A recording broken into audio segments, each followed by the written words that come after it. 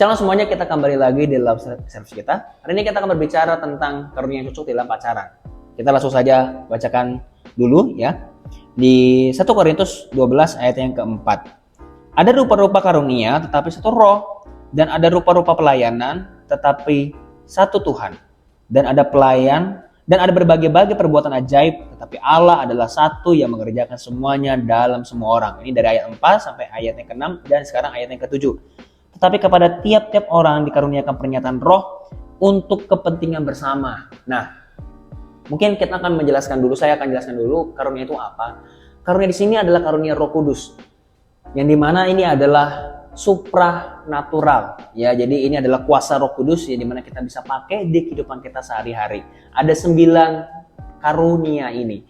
Nah, tetapi tidak mungkin saya menjelaskan sampai 9-nya karena waktu tidak akan cukup. Ya, mungkin bisa next aja. Ya. Dan saya hanya menjelaskan hanya 3 saja yang mungkin bisa dipakai dalam kehidupan kita itu lebih dekat, ya.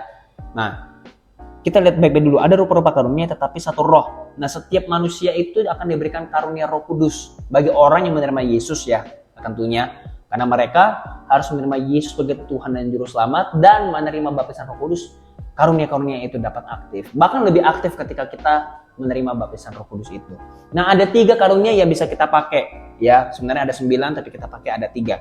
Yang pertama adalah karunia hikmat dan marifat. Nah, mungkin saya akan jelaskan dulu karunia hikmat dan marifat ini bedanya apa. Hikmat itu adalah perkataan. Jadi ada sebuah perkataan yang dimana hikmat itu dia memberikan solusi yang tepat. Sekalipun mungkin kata-katanya itu pernah kita dengar atau kalimatnya itu pernah kita dengar, tapi pada saat di satu situasi tertentu itu bisa benar-benar pas sekali dan kena sekali, sekalipun kita pernah mendengar kata-kata itu. Itulah hikmat. Tetapi disebut dengan karunia marifat itu bicara tentang kalau kalian misalnya punya masalah nih, misalnya kalian punya masalah, tiba-tiba ada temenmu, tiba-tiba dia bilang begini, gua melihat lu itu lagi ada masalah ya, masalah lu itu begini-gini. Jadi dia bisa menceritakan secara detail. Nah, itu namanya marifat. Jadi dia tanpa diberitahu oleh siapapun, dia bisa tahu. Taunya dari mana? Itu tahu dari Roh Kudus. Jadi kalau mungkin kalian pernah lihat gitu kan, di kayak misalnya di tempat ibadah ada seorang pendeta yang ngomong, saya merasakan di sini atau Roh Kudus bicara, ada orang bla bla bla bla bla, detail. Nah, itu namanya karunia marifat. Nah, apakah faedahnya ketika kita di dalam pacaran memakai karunia ini? Yang pertama adalah kalian itu bisa mendapatkan solusi yang tepat. Seperti yang tadi saya bilang, karunia ini sangat bagus banget. Apalagi kalau kalian bisa pakai ini dalam kehidupan kalian masing-masing. Gak usah pun pacaran. Kalau kalian bisa sebagai pemimpin perusahaan atau kalian sedang ingin membangun sebuah usaha, karunia hikmat ini sangat penting. Biasanya orang yang punya hikmat seperti ini, itu dia bisa menjadi konselor atau dia bisa menjadi penasehat di dalam sebuah perusahaan. Itu keren banget, bisa sangat keren banget. Kalau di dalam pacaran, kita bisa mencari solusi, bukan hanya solusi dalam masalah antara kamu dengan pasanganmu, tapi kalian berdua, ketika misalnya contoh kalian pengen bangun usaha bareng, itu ada hikmatnya. Wah, ini luar biasa banget. Kalau kalian punya karunia ini sangat luar biasa sekali. Apalagi karunia marifat, di mana mungkin kalian lagi berdoa, tiba-tiba Roh Kudus kasih tahu, pacarmu lagi begini. Lalu kamu kasih tahu kepada pasanganmu, gitu. Misalnya ngomong Beb gitu, Beb, kamu lagi kayak begini ya. Kalau aku berdoa, tiba-tiba Tuhan ngomongnya kamu lagi ada masalah begini. Padahal si pasangannya ini belum kasih tahu, baru mau kasih tahu dan dia kaget, loh kok kamu tahu?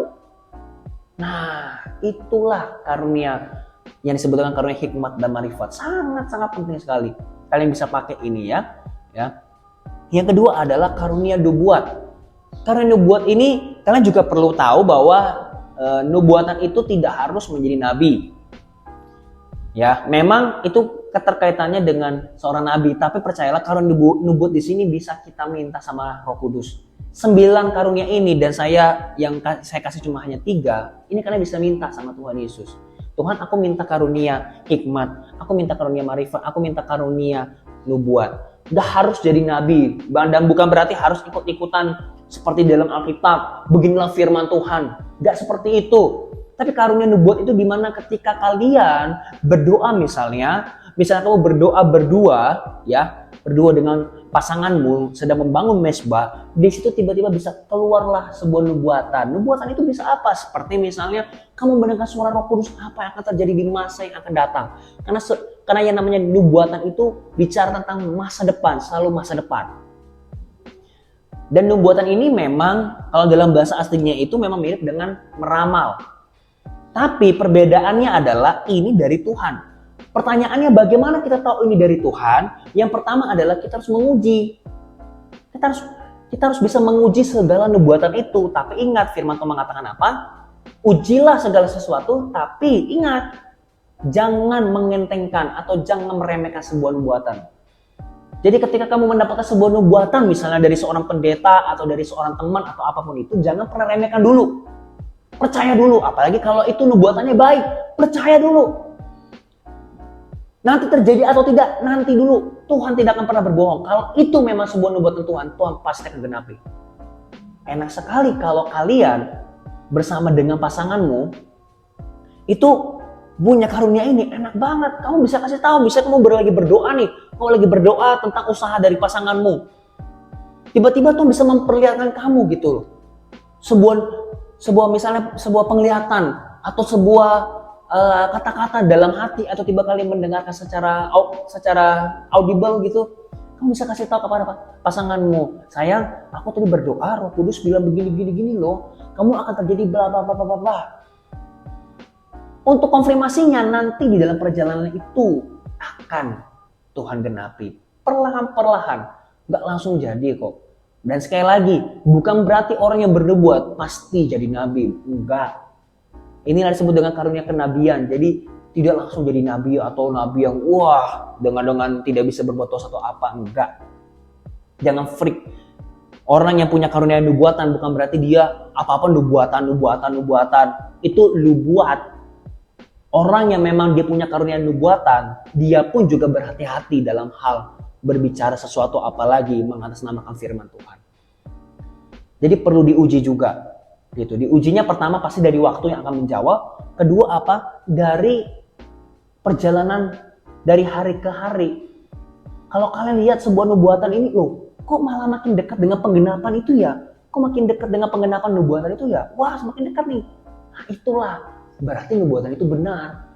Atau yang ketiga adalah kamu bisa melihat dari merasakan tiba-tiba kamu punya hati ini yang tadinya mungkin takut, yang tadinya punya khawatir, ketika kamu mendengarkan sebuah nubuatan itu, tiba-tiba kamu merasa semangat kembali.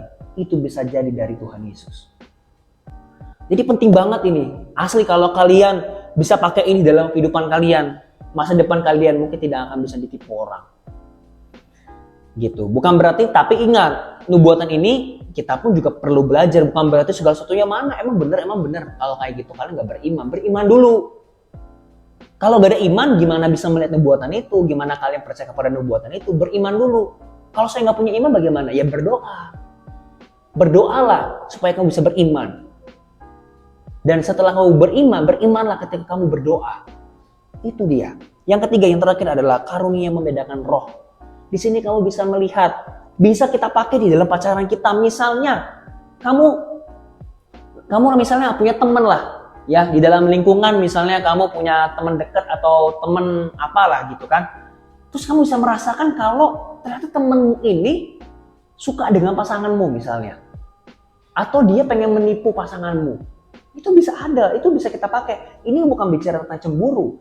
Tapi juga bisa ngerasa kayaknya ini orang mau berbuat jahat nih sama cowok gua. Kayak mau berbuat jahat sama cewek gua nih. Atau dia pengen serempet pacar gua nih. Bisa kerasa loh. Bisa kerasa, kita bisa pakai di dalam pacaran kita. Kita bisa merasakan. Jangankan untuk pacaran, ketika kita sedang memilih pasangan aja, yang masih single misalnya, kita bisa lihat, kita bisa membedakan roh. Membedakan roh di sini bukanlah membedakan antara iblis dengan Tuhan. Roh Tuhan dengan roh iblis itu sudah ada perbedaannya. Tapi di sini membedakan roh itu di mana kita itu nggak paham ini orang serigala berbulu domba atau sungguh-sungguh domba. Karena iblis bisa menyamar menjadi malaikat terang.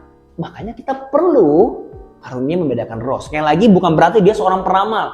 Bukan berarti dia tiba-tiba gampang kerasukan atau apa. Tidak, tapi dia bisa kerasa dalam hati itu kayak kayaknya ini orang nggak baik deh. Akhirnya kita bisa ngomong kepada pasangan kita, Beb, jangan deh sama dia, agak jaga jarak. Ternyata emang dia suka nipu misalnya. Itu bisa. Nah, 3 ini aja bisa kita pakai. Itu udah luar biasa. Pacaranmu itu sangat wow sekali. Kamu tidak akan pernah melupakan perkara-perkara yang ajaib dalam kehidupanmu. Mari semua kita berdoa. Tuhan, terima kasih buat hari ini. Hamba berdoa dalam nama Yesus.